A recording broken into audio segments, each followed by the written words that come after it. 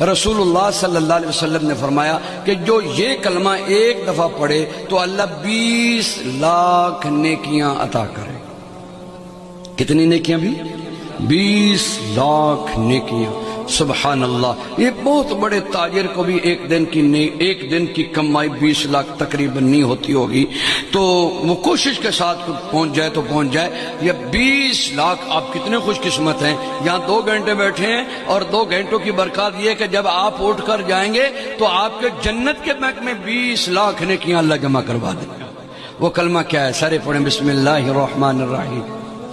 لا الہ الا اللہ وحدہ لا شریک لہ احدا صمدا لم یلد ولم یولد ولم یکن لہ کفوا احد۔